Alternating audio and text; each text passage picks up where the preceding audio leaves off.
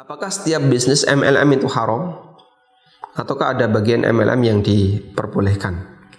Karena ada fatwa MUI yang membolehkan MLM. Bahkan ada MLM yang sudah mendapatkan sertifikat halal. Mohon Anda bedakan antara produk dengan sistem.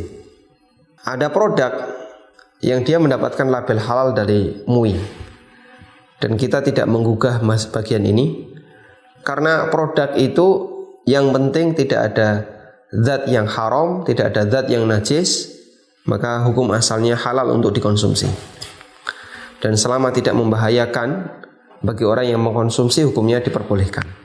Namun untuk sistem, maka di sini perlu kita lihat bagian mana yang boleh, bagian mana yang dilarang.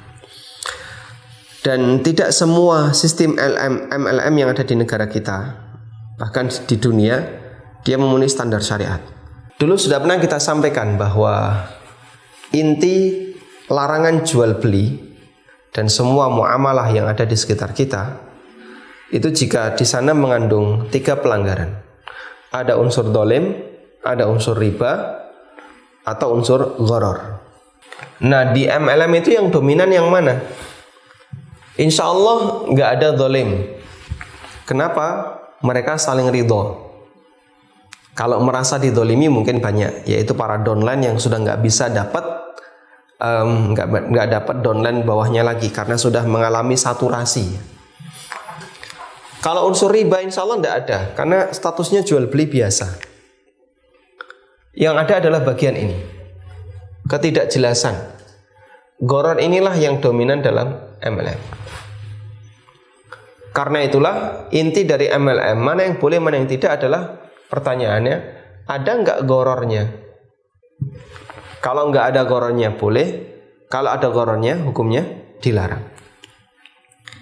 Nah, cara untuk meneliti ada ghararnya ataukah tidak gimana? Dulu sudah kita bahas tentang teori iwad dan muawad. Ya. Anda lihat bagaimana keseimbangan antara iwad dan muawad. Antara apa yang dibayarkan dengan apa yang diterima. Ketika keseimbangan itu terjadi, di mana yang dibayarkan jelas dan yang diterima jelas, maka insya Allah tidak ada gharar. Tapi ketika dua hal ini tidak terjadi, antara yang dibayarkan dengan yang diterima, salah satu tidak jelas misalnya, maka di situ ada gharar. Salah satu cara untuk mengetahui adanya keberadaan gharar adalah beberapa indikator ini ya.